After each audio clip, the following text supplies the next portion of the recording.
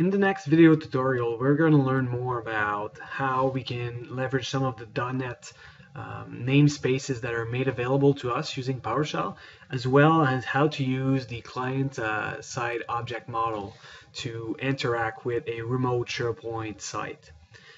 This, to me, falls in the category of it's not because you can do it that you automatically should do it. Creating a graphical user interface using PowerShell is quite a lot of work. It's not super intuitive. Reminds me of my old days doing Java Swing libraries. So let's get into it. So I'm opening here the PowerShell ISC, so the editor that comes with PowerShell directly on Windows Server. And what I'm doing here is I'm loading the system.windows.form assembly, as well as the Microsoft SharePoint client and client runtime. These two are required if you ever want to use the client-side object model to interact with SharePoint. This one here is what's going to allow me to create a visual graphical user interface. So the first thing you need to do is declare a new object that's coming from this namespace here. That would be the system.windows.forms.form. So a form really is the window you're going to see, so the application window. I'm setting the height to be 360 pixels, the width 500, set the title of it. Now I go in, I declare a button, I declare its size. Then I need to specify where on the form I want it to be. This is really going to take a lot of back and forth from you guys to figure out what pixel positions you want to use for all of your elements on your form. So I declare a new button, put the text connect on it, declare a new text box, set its width and height. I declare another text box, but this time I'm declaring it as being a multi-line, and it's way bigger than the other one. So this is actually going to contain a lot of information once we connect to our SharePoint site. Then what we're going to do is, actually, I'm just going to launch this. Okay, so this is my Windows form with the button connect, the first text box I had, and then the big text box at the bottom. So this is what my graphical user interface looks like. Now if we dig deeper into the code, next thing we're going to do is we declared a PowerShell function here called getInfo, and that's receiving a URL. So now we're really getting into the client-side object model logic. We're declaring a new client context object, which is required for you to be able to load objects in memory remotely from SharePoint. We're going to declare a new web object. We're going to be loading the web variable, and we're going to be executing the query. So what we're doing here is we're creating a context object based on the URL we're passing to the function. We're loading the root web of that URL, and we're loading it in our context. Now what we're going to do is we're going to access the list properties of that web. We're going to load them in the context. We're going to execute a query. So remember, nothing is really being loaded in your context unless you execute the execute query method. Then we have an array of all the lists. What we can do is we can just loop through that object. So for every item in that array, and then we're just going to go in and we're going to load each and every single list in the context, get information about it. So we need to have it loaded before we can actually retrieve information from it, and we're going to get the title.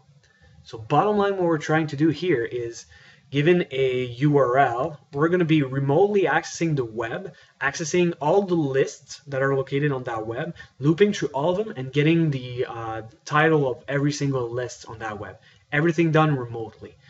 Now what we're going to do is we're going to take that big text box that we defined up there, and we're just going to store the content of that string here that contains the list of SharePoint list title, and this here is just a new line character.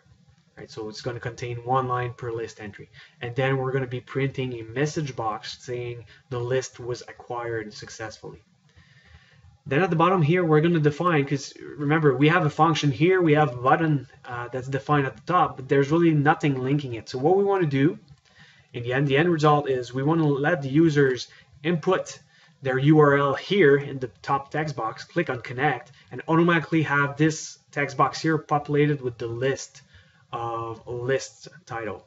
So we're adding an add click event to that button, and we're simply passing it the get info method that we declared up here, and we're passing as a URL the text contained in the top text box.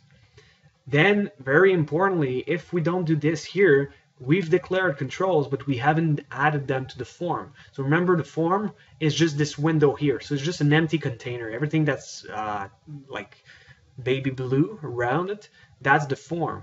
We have controls that are defined, but they're not linked to that form. They need to be added to that form. So the form has an array of controls. We need to make sure that we add all of the controls we've defined onto that form for them to show to the show up for the user. So what we're going to do is we're going to take a reference to that form object we created, get its control property, which is the full array of all controls it contains, and then add every single control to the button, the top text box, the bottom, like the big text box, and then we're going to call this show form dialog. Otherwise, if I just comment this out, so my form is all created in backend, but nothing is ever shown to the user. So the show dialog is extremely important. So let's test this out. Yes, I want to have it saved. I'm going to go in HTTP localhost. And normally, yeah, remember, normally you would do that remotely. It works exactly the same, trust me. So I click connect on that. It's remotely connecting to my web that's located at HTTP localhost, getting a list of all lists, then loading every single list object in the context of my actually my context object, and then just printing out this message here. And you can see I have a typo in my text there. Basically, that top text was added, where was that? Right here, right? Saying that the list in the specified web. And then if we go back here, I have the full list of all SharePoint lists contained in my web. There we go. Hopefully you guys learned a bit more on how first to use .NET to generate those graphical user interface with PowerShell, and secondly, I hope you guys learned how to interact remotely with a SharePoint site using PowerShell again, but using the client-side object model that was actually made available to us starting from SharePoint 2010. So I'm showing you something here that's, well, in the back end I'm connecting to SharePoint 2013 site, but you guys don't know about it, but it would work the same connecting to a SharePoint 2010 site. So until next time.